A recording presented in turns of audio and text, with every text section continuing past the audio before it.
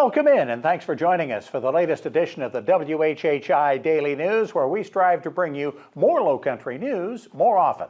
I'm Bob Stevens. We begin where we are going to begin for the next 3 weeks. It's going to be an interesting time in the Lowcountry with the Alec Murdaugh murder case beginning Monday with judges' rulings and jury selection that could take a couple of more days, with 900 summonses sent out to try to find 12 Colleton County residents who haven't already made up their minds on the guilt or innocence of Murdaugh. More than 100 journalists and their support staffs, crews from Court TV, all chronicling the trial that begins with no video of the crime, no eyewitnesses, and no confessions going in, though it is known that Maggie Murdaugh was killed by an assault rifle and son Paul was killed by a shotgun. Neither weapon has been found. Late last week, a representative from Snapchat was subpoenaed to testify about a video Paul Murdaugh sent to friends in the last hour before he was killed.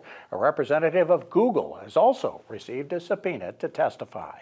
The book review committees of Beaufort County Schools have finally found a book to ban from the library shelves in all of its schools. The book, It Ends With Us by Colleen Hoover, the first of the 97 books being reviewed that is remaining out of the libraries. A half dozen titles have been returned to high school shelves but will remain out of middle school libraries. There are a handful of books that will stay out of the elementary libraries, and a few are going to be returned to all school libraries. The review process still has a few weeks left to run. The State Health Department knows you are tired of hearing about COVID-19, but as long as dozens of people keep dying of it in South Carolina every week, they're going to keep suggesting to residents and visitors to about half the state's counties deemed to have had high COVID rates to mask up in public. 68 more deaths were reported statewide last week, 61 the week before, 48 the week before that, so the trend is not going in the right direction.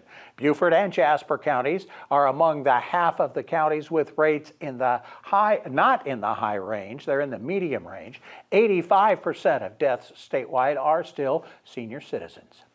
You've driven over the bridges between Hilton Head Island and the mainland lately and wondered where the little blue boat has gone? It was towed away from the marsh in McKay's Creek over the weekend after the Department of Natural Resources ordered to have it removed. The boat's owner reportedly said he donated the boat to the South Carolina Reef Association for the state's artificial reef program. And we've all been there. You line up a sitter for your 2-year-old, and she says at the last minute she can't get there until midnight.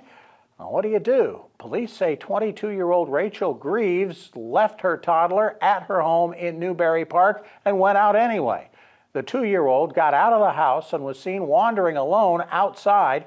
Sheriff's deputies were eventually called in. The kid is okay. Mom has been arrested for felony neglect and has spent at least one night in jail. For more information on these and other Lowcountry stories, we invite you to visit the sources listed on your screen. Weather, it's been changeable all weekend long and now into the week. What are we looking at for the week ahead, Maria Soden? Thanks, Bob. Yep, so taking a look ahead, it does look like we're seeing more winter weather this week with lower temperatures and a few thunderstorms heading our way. Taking a look at Tuesday, however, it's going to be sunny in the morning and then partly cloudy throughout the rest of the day, with Hilton having a high 55, a low of 40. Bluffton's going to have a high 57, a low of 36, and Beaufort's going to have a high 57 and a low of 37. The sunrise for Tuesday is going to be at 7:22 and sunset's going to be at 5:48. Taking a look at the beach tides, high tide's going to be 11:13 a.m. and low tide's going to be at 6:23 p.m.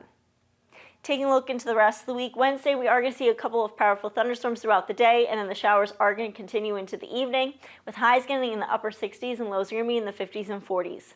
Come Thursday, it's going to be cooler and partly cloudy, with highs getting in the upper 50s and lows in the 40s. And then come Friday, it's going to be mostly sunny but cool again with the temperatures dropping. Highs are going to only get into the low 50s and lows are going to go back down into the 30s. That's it for today. Let's head back to the desk. We've got a little sports to wrap up the weekend. That'll be coming up a little later on the WHHI Daily News. We're also going to talk about various businesses in the area that are still hiring and a fair they had at Hilton Head High School. But up next, we're going to talk about oysters. Why not? It's January. We'll be back in a moment.